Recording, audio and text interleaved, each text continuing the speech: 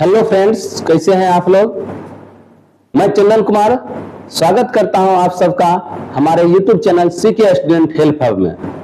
तो हम पिछले वीडियो में क्लास 10th के प्रीवियस ईयर क्वेश्चन को देखे 2025 का कि उसमें 15 क्वेश्चन सॉल्व किए कॉन्सेप्ट के साथ, और पुनः हम कॉन्सेप्ट के साथ वहां से 15 से आगे देखते हैं। ठीक है, देखिए 16वां क्वेश्चन है आपका बहुपद से। क्या होता है बहुपद, सबसे पहले इसको देख लेते हैं कि जब कोई बीजीय व्यंजक, सबसे पहले बीजीय व्यंजक चर और अचर का, चर और अचर संख्या को जब फंडामेंटल चिन्ह द्वारा प्लस माइनस गुना भाग इस सब के द्वारा व्यवस्थित किया जाता है तो उसे हम बीजीय व्यंजक कहते हैं। और जब कोई बीजीय व्यंजक क्या हो, किस रूप का हो, आपका a0x प्लस a1x पर पावर 1 प्लस a2x पर पावर 2 प्लस डैश डैश, इसी तरह an x पर पावर n, इस रूप का कोई भी बीजीय व्यंजक हो तो उसे हम क्या कहेंगे, बहुपद कहेंगे। ठीक है, जहां पे a0 a1 a2 dash dash an ये सभी बिलोंग्स करेगा कहां, वास्तविक संख्या से। ये सभी क्या होगी, वास्तविक संख्या होगी। ठीक, और बहुपद की पहचान हम पीछे बताए थे पिछले वीडियो में। और जब भी कोई आपका बहुपद आता है, घात के आधार पर उसकी प्रकार देखिएगा। यदि बहुपद का घात 1 है तो वो रैखिक बहुपद या एक घातीय बहुपद कहलाता है। और फिर यदि घात चर संख्या का अधिकतम 2 है तो वो द्विघात बहुपद कहलाता है। अब है आपका ये क्वेश्चन क्या है कि बहुपद px 2x square minus 8x minus 12, तो p2 का मान क्या होगा, अर्थात बहुपद का मान यहां हम क्या कि x चर जो है इसके जगह पर इसको यदि हम रख दे, जो मान प्राप्त होगा वो बहुपद का मान होगा, और जो मान बहुपद को शून्य कर देगा वो बहुपद का शून्यक कहलाता है। तो देखते हैं यहाँ पे रख के 2, तो क्या हो जाएगा आपका 16 नंबर क्वेश्चन में कि 2 इंटू 2 का होल स्क्वायर माइनस 8 गुना 2 माइनस 12। यहां देखिए 2 दूनी 4, दूनी 8 माइनस 8 दूनी 16, और क्या हो जाएगा माइनस 12। ठीक है, अब इसको सॉल्व करेंगे। 8 माइनस ये दोनों ऐड हो जाएगा, 6 2 8 1 1 2 28, और इस तरह हमको क्या आ जाएगा माइनस 20। ठीक है, हम जब इसको सॉल्व किए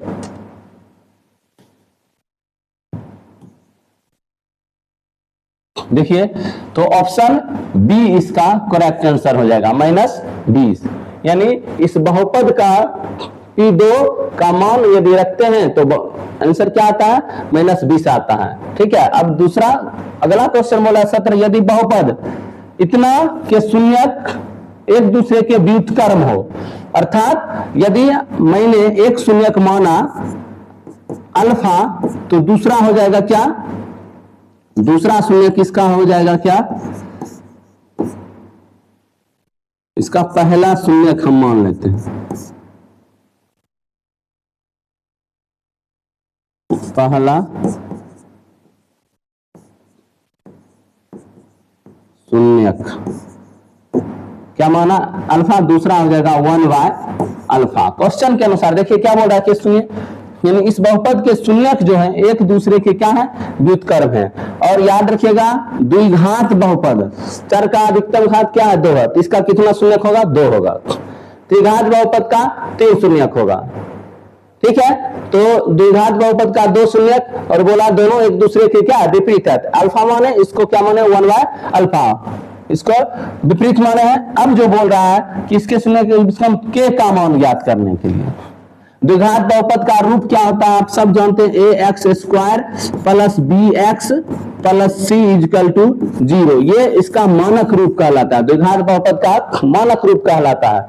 ठीक है, विस्तारित रूप भी इसको बोलते हैं। तो इसका शून्य ज्ञात करने के लिए हम लोग क्या देखे थे, डी। याद रखिएगा, द्विघात बहुपद का ये डी जो है विवेचक कहलाता है या विविधकर कहलाता है, जो कि सबसे इंपॉर्टेंट है। और डी बराबर सूत्र होता है B square minus 4ac, B square minus 4ac, ये डी बराबर सूत्र है जो विवेचक या विविधकर कहलाता है।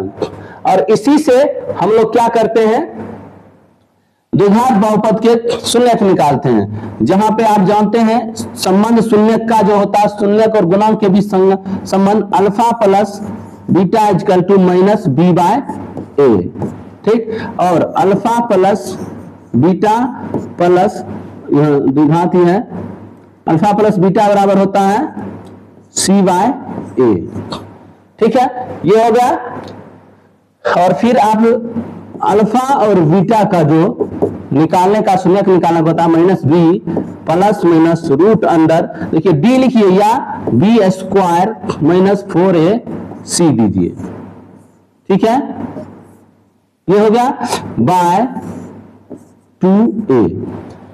ये द्विघात संबंधी सभी सूत्र हो गया कि द्विघात किसको बोलेंगे, जिसका पावर 2 रहेगा और इसका विवेचक क्या है, बी स्क्वायर माइनस 4ac, ठीक। और alpha plus beta minus B by alpha plus beta, अर्थात शून्यक का गुणा जो शून्यक का योग जो होता है माइनस बी बाय ए होता है, और शून्यक का गुणनफल जो होता है अल्फा इंटू बीटा जो होता है सी बाय ए होता है, ठीक है। और अल्फा बीटा का फॉर्मूला जो होता है निकालने का minus B plus minus root under B square minus 4ac by 2a, ठीक है। इस सूत्र को श्रीधराचार्य सूत्र भी बोला जाता है या द्विघाती सूत्र भी बोला जाता है। इस सूत्र को क्या बोला जाता है, श्रीधराचार्य या द्विघाती सूत्र, द्विघाती सूत्र, याद रखिएगा। ये हो गया। अब जो है आपको ये निकालने बोल रहा है तो हम अल्फा इंटू बीटा का प्रयोग करते हैं। देखिए यहां पर आपका दोनों अल्फा और बीटा क्या है, alpha into beta C bye a, ठीक है। और यहाँ अल्फा तो अल्फा ही है, लेकिन बीटा का मान जो है दूसरा शून्य अर्थात ये बीटा है, क्या है 1 बाय अल्फा बराबर सी, सी का मान है माइनस के और ए क्या है 3 है। ये एबीसी देख रहे हैं, यहाँ क्या है गुणांक है, सी अचर पद है, सी को हम अचर पद बोलते हैं, और गुणांक चिन्ह सहित इसको हमेशा लिया जाता है, ठीक है। तो यहाँ पर देखिए अल्फा अल्फा कैंसिल, माइनस के को अगर इस साइड रखें और इसको इधर भेज दें तो 3 इजकल टू माइनस के, और इस तरफ के इजकल टू क्या हो जाएगा माइनस 3। तो आपका के का मान पूछ रहा था, यहाँ पर के बराबर क्या है आपका -3, ऑप्शन नंबर डी इसका क्या हो जाएगा आंसर हो जाएगा, ठीक है। द्विघात बहुपद का 3 शर्त भी है, किसके विवेचक के अनुसार, कि इसके शून्यक की संख्या कब कितनी होगी या कैसी होगी। तो देखिए जब डी जो होगा बराबर होगा 0 के, डी बराबर होगा 0 के, तो वहां 2 शून्यक निकलेंगे और दोनों बराबर होंगे, दोनों क्या होंगे समान शून्यक निकलेंगे। शून्यक की संख्या यहाँ कितना होगी 2 होगी और दोनों क्या होगा समान होगा। और डी यदि छोटा है 0 से छोटा अर्थात ऋणात्मक है तो ये इसका मान नहीं संभव होगा, ये अवास्तविक निकलेगा, इसका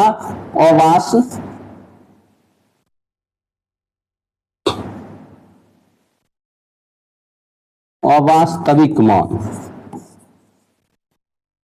ठीक नहीं निकाल सकते हैं। और डी यदि बड़ा है 0 से तो इसका मान वास्तविक होंगे, इसका मान क्या होंगे वास्तविक होंगे, लेकिन क्या होंगे असमान होंगे, असमान अर्थात 2 अलग अलग मान इसका क्या होगा प्राप्त होगा। डी से संबंधित द्विघात बहुपद संबंधी बस इतना ही 10th के लिए काफी है कि इसमें डी क्या होता है विवेचक या विविधकर, alpha plus beta, alpha into beta, और द्विघाती सूत्र क्या होती है, और डी का ये 3 शर्त क्या है, ये हो गया, ठीक है। 17 नंबर का क्या हो गया -3 देख लीजिए यहाँ इसका जो आपका क्या हो जाएगा, के का मान क्या हो जाएगा, -3 हो जाएगा। अब 18 नंबर क्वेश्चन पर चलते हैं। -2 -5 वाले बहुपद की संख्या क्या होगी। देखिए बोला 2 शून्यक दे दिया है, -2 और -5, इसमें बहुपद की संख्या बोल रहा है। तो बताइए कितने बहुपद ऐसा होंगे कि -2 और -5 उसका आंसर आ सकते हैं, शून्यक निकल सकते हैं। द्विघात बहुपद में 2 शून्यक है अर्थात वो द्विघात बहुपद होंगे। द्विघात बहुपद निकालने का फॉर्मूला क्या होता है, x² माइनस अल्फा शून्यकों का योग alpha plus beta into x और प्लस अल्फा इंटू बीटा। देखिए इसको अगर भाषा में देखें तो ये हो जाएगा x² माइनस शून्यकों का योग इंटू एक्स प्लस शून्यकों का गुणनफल। ये हो गया इसका निकालने का सूत्र। ठीक, यहाँ पे यदि कोई द्विघात बहुपद आता है और इसका शून्यक निकलता है -2 और -5, बताइए यहाँ अपना मन से इसमें कोई भी गुना कर देंगे तो उसमें कोई अंतर नहीं आएगा उसके मान में, क्योंकि सभी पद में किसी बराबर संख्या से जोड़ घटाव गुना भाग यदि हम करते हैं तो उसके मान में कोई फर्क नहीं पड़ता है। और इस तरह धीरे धीरे देखिएगा कि अनंत बहुपद क्या होता है, प्राप्त होता है। अनगिनत इसका आंसर हो जाएगा। -2 और कोई भी 2 शून्यक दिया गया है और बहुपद की संख्या पूछ रहा है तो उसका क्या हो जाएगा, अनंत हो जाएगा, आंसर अनगिनत हो जाएगा। ठीक है। अब यदि बहुपद px इतना के शून्यक अल्फा और बीटा हो तो 5 अल्फा प्लस बीटा क्या होगा। देखिए अभी तुरंत हम ऊपर में देखे हैं क्या कि alpha plus beta equal to क्या होता है, -b/a होता है। तो देखिए अल्फा प्लस बीटा हमको यहाँ दिया गया है, अल्फा प्लस बीटा का मान निकालें तो देखिए alpha plus beta equal to यहाँ पे अगर शून्यक है 0 तो उधर जाएगा तो गुना हो जाएगा। चलिए हम यहाँ पर ही निकाल लेते हैं, क्या हो जाएगा -b। देखिए ये होगा b का मान -7, ठीक है, बट a का मान कितना है, 5 है। ठीक है, तो देखिए यहाँ अल्फा प्लस बीटा का मान हमको प्राप्त हुआ है। तो अल्फा प्लस बीटा का मान हम यहाँ पे रख दें, यहाँ 5 है ना, तो alpha plus beta 5 into alpha plus beta का मान कितने निकला है, -7/5। तो यहाँ ये कटेगा और देखिए क्या आ जाएगा आपका, -7 आ जाएगा। -7 इसका क्या हो जाएगा, आंसर हो जाएगा ऑप्शन नंबर ए इसका। ठीक है, ये अल्फा प्लस बीटा अभी पीछे हम तुरंत बताए, उसी से क्या किए हैं, इसको निकाल लिए हैं। ठीक है, अब अगले क्वेश्चन की ओर चलते हैं। क्वेश्चन नंबर 20 बोल रहा है कि त्रिघात बहुपद का शून्यक यदि क्या दिया गया है, अल्फा बीटा और गामा। ये इस बहुपद त्रिघात बहुपद है, इसका अधिकतम चर का मान कितना है, 3। त्रिघात बहुपद तो alpha into beta into gamma क्या होगा। देखिए इसका जो आपका उसी तरह बिल्कुल सेम अल्फा बीटा गामा, इसका जो आपका मानक रूप है दे दिया है, alpha plus beta plus gamma. ठीक, ये जो आपका हो जाएगा -b/a ही होगा। ठीक है, और एक होता है alpha beta plus beta gamma plus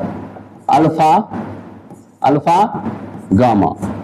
ठीक, तो अल्फा इंटू गामा इसके बराबर हो जाता है c/a। और फिर आपका तीसरा जो होता है alpha into beta into gamma, तीनों को मतलब शून्यकों का गुणनफल क्या होगा, -d/a। क्या, -d/a हो जाएगा। और यहां पे आपको पूछ रहा है यही alpha into beta into gamma, तो -d/a देखिए आपके किस ऑप्शन में है, डी ऑप्शन में है, -d/a यही इसका क्या हो जाएगा, आंसर हो जाएगा। ये 3 आपका त्रिघात बहुपद से संबंधित क्या हो गया, शून्यक और गुणांक के बीच संबंध हो गया। ठीक है, शून्यक का योगफल -b/a, 2 शून्यक का गुणनफल करके तीनों का योगफल क्या हो जाएगा, c/a, और अल्फा इंटू तीनों का गुणनफल जो हो जाएगा -d/a हो जाएगा। ठीक है, अब 21 नंबर क्वेश्चन क्या है कि यदि रेखाएं 5x + py = 6 और 15x + 9y = 12 दिया है, तो P का मान क्या होगा। देखिए यहां पर क्या पूछ रहा है, P का मान पूछ रहा है। चलिए देखते हैं। P का मान निकालने के लिए सबसे पहले हमको यहां दो चर वाले रैखिक समीकरण है, देख रहे हैं यहां पर क्या है, दो चर का प्रयोग किया गया है और इस दोनों का घात 1 है, तो ये दो चर वाला रैखिक समीकरण हो गया। ठीक, अभी बताए थे एक घात वाले को हम रैखिक ही बोलते हैं। और ये समीकरण रूप में इसका एक बायां पक्ष दाहिना पक्ष, यानी जब बीजीय व्यंजक को दो पक्षों में विभाजित कर दिया जाता है, बीच में बराबर समानता का प्रयोग कर लिया जाता है, तो उसको समीकरण बोला जाता है। और दो चर है तो दो चर में कहलाएगा, एक चर है तो एक चर में कहलाएगा। ठीक है, इसका जो रूप होता है दो चर वाले रैखिक समीकरण का, यहाँ दो है रैखिक समीकरण युग्म है। ठीक है, तो सबसे पहले इसका रूप देखिए क्या होगा, ax plus B Y equal to 0, दो लगाना तो a1 y1 लगा दीजिए, और दूसरा आपका हो जाएगा a2x प्लस b2y प्लस, और देखिए यह C2 नहीं लिखे प्लस C2 इजकल टू क्या 0, यहां पर भी हो जाएगा आपका क्या plus C1 B1 C1 is equal to क्या होगा 0। ये उसका क्या हो गया आपका दो चर वाले रैखिक समीकरण का ओरिजिनल रूप हो गया, मानक रूप हो गया। ठीक है, अब यहां से देखिए तीन संबंध बनता है, इस गुणांक दोनों समीकरण के गुणांकों के बीच तीन संबंध बनता है, और उसी से हमको पता चलता है कि ये रेखाएं समपाती होगा या समांतर होगा या प्रतिच्छेदी होगा। तीन कंडीशन, यहां सबसे पहले कंडीशन की बात हम करते हैं, ये a1 बाय b1, ठीक है, a1 बाय a2 यदि बराबर नहीं है b1 बाय b2 का। देखिए यहां पर सीधा हम क्या बोले कि बराबर नहीं है, तो तीसरा बराबर रहे या ना रहे उससे मतलब नहीं है। ठीक है, बराबर रहे या ना रहे उससे मतलब नहीं है यहां पे, कि अगर a1 by a2 not equal to b1 by b2, तो ये जो रेखाएं होगी क्या होगी, प्रतिच्छेदी होगी। इसकी जो रेखाएं होगी क्या होगी, प्रतिच्छेद होगी। ग्राफ जब करेंगे तब ये रेखाएं प्रतिच्छेद होगी, और जब प्रतिच्छेदी रेखा प्राप्त है तो इसका अद्वितीय हल होता है। क्या होता है, अद्वितीय हल। केवल और केवल एक हल इसका निकलेगा, केवल और केवल कितने हल, एक हल निकलेंगे। ठीक है, पहला समीकरण का शर्त हो गया कि यदि a1 by a2 not equal to b1 by b2, तो वो समीकरण जो होगा प्रतिच्छेदी रेखा देगा और उसका हल जो होगा अद्वितीय होगा, अर्थात केवल और केवल एक हल होगा। अब देखिए फिर, और ये संगत भी होगा। तीसरा इसका क्या बात करते हैं कि ये क्या होगा, संगत होगा, क्योंकि दोनों एक दूसरे के क्या कर रहा है, प्रतिच्छेद कर रहा है, दोनों एक दूसरे के ऊपर से होकर गुजर रहा है, तो संगत होगा। और दूसरा आपका है a1 बाय a2 बराबर b1 बाय b2 बराबर c1 बाय c2। ठीक है, यानी इसके सभी क्या होंगे, देखिए लिख देते हैं फिर से,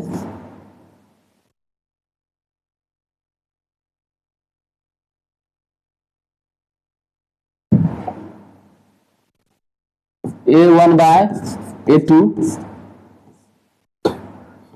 not equal to b1 by b2, तो ये रेखाएं क्या होगी, प्रतिच्छेदी होगी, संगत होगी और अद्वितीय हल होगा, अद्वितीय हल होगा। ठीक है, और फिर a1 बाय a2 बराबर b1 बाय b2 बराबर c1 बाय c2, ये यदि होगा तो रेखाएं क्या होगी, एक दूसरे के ऊपर समपाती होगी। रेखाएं क्या होगी, समपाती होगी। एक रेखा जो आएगा इसी के ऊपर क्या आएगा, दूसरी रेखा भी आ जाएगा, समपाती होगी। और जब समपाती है एक दूसरे के ऊपर है तो ये क्या होगी, संगत होगी, और इसके अनंत हल निकलेंगे।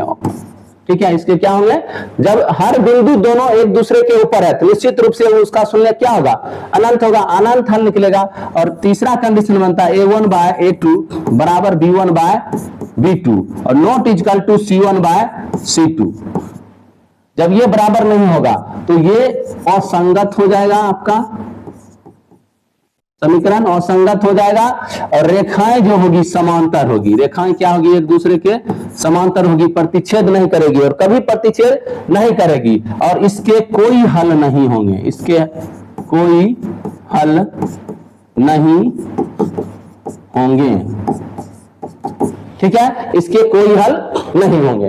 ओके, ये तीन कंडीशन दो चर वाले रैखिक युग्म के लिए काफी इंपॉर्टेंट है। आप अच्छी तरह देख लीजिए कि जब A1 बाय A2 बराबर नहीं होगा B1 बाय B2 को, तो केवल एक हल होगा, संगत होगा और प्रतिच्छेदी रेखा, और तीनों यदि बराबर हो तो इसका संगत हल होगा, अनंत हल होगा और रेखाएं क्या करेगी? संपाती होगी एक दूसरे के ऊपर। और जब पहला बराबर है दूसरा बराबर नहीं है, C1 बाय C2 बराबर नहीं है, तब असंगत होगा, रेखाएं समांतर होगी और इसका कोई हल नहीं निकलेगा। ठीक है, अब इसी से हम क्या करेंगे? इस क्वेश्चन का हल निकालेंगे। हमको P का मान चाहिए। देखिए, दो 5x प्लस PY और 15x प्लस 9y, ठीक है, इसी से हम निकालेंगे। ऐसे तीनों को लिखते हैं तो A1 बाय A2, देखिए 5 बटे क्या हो जाएगा? 15 बराबर ले रहे हैं पहले, P बाय क्या हो जाएगा आपका? 9 B1 बाय B2 और C1 बाय C2 6 बाय क्या हो जाएगा? 12।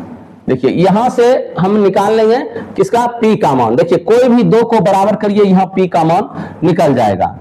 ठीक है, यदि ये बराबर आया या बराबर नहीं आया, इसी से हम लोग क्या कर सकते हैं? इसका बता सकते हैं कि इसके कितने हल होंगे या कैसा समीकरण होगा। क्रॉस गुना करते हैं, इस दोनों को हम लेते हैं 9 5 45 बटे 15 बराबर क्या हो जाएगा? P। ठीक है, 15 तिया 45। हमको P का मान जो आया क्या आया? 3 आया। ठीक है, P का मान कितना आया? 3, और यही P का मान पूछ रहा है। देखिए ऑप्शन नंबर ए इसका क्या हो जाएगा? आंसर हो जाएगा। P का मान कितना हो जाएगा? 3 हो जाएगा। ठीक है, और एक्स्ट्रा कुछ पूछा नहीं है। समांतर बोल रहा है, समांतर में हम बताएं रेखाएं यदि समांतर होगी तो क्या होगी? ये कंडीशन, ये बराबर नहीं होगा, ये दोनों क्या होंगे? बराबर होंगे, इसलिए इस दोनों को लिए। ठीक है, अगले क्वेश्चन की ओर। क्वेश्चन नंबर 22, यदि दो चरों में दो रैखिक समीकरण के आलेख प्रतिच्छेदी रेखाएं तो हलों की संख्या। अभी तुरंत हम बताएं कि दो चर संख्या बोल रहा है, दो चर यानी दो चर वाले रैखिक युग्म की बात कर रहा है समीकरण की, और रेखाएं प्रतिच्छेदी होगी तो अभी तुरंत बताएं इसका कितना हल होगा? केवल और केवल एक हल होंगे, केवल और केवल एक हल होंगे। क्या हो जाएगा इसका आंसर आपका? कोई हल नहीं, सिर्फ एक हल। ये इसका क्या हो जाएगा? ऑप्शन नंबर बी आंसर हो जाएगा। ठीक है, फिर यदि बोल रहा है कि 5x माइनस 8y, ऑप्शन इसका नीचे दिया गया, 5x minus 8y is equal to 0 और 10x minus 18y is equal to 0। तो x और y के मान है। देखिए यहां पर x और y का मान ज्ञात करना है, तो ऐसे में हम क्या करेंगे? थोड़ा ऑप्शन से बनाने की कोशिश करेंगे कि ये 0 कब हो सकता है, कौन सा मान x y का देंगे कि 0 हो जाएगा। देखिए अगर x बराबर 5 y बराबर 0 देंगे तो ये 25 और ये 0 हो जाएगा, कभी 0 के बराबर नहीं आएगा, अर्थात 25 माइनस 0 क्या आएगा?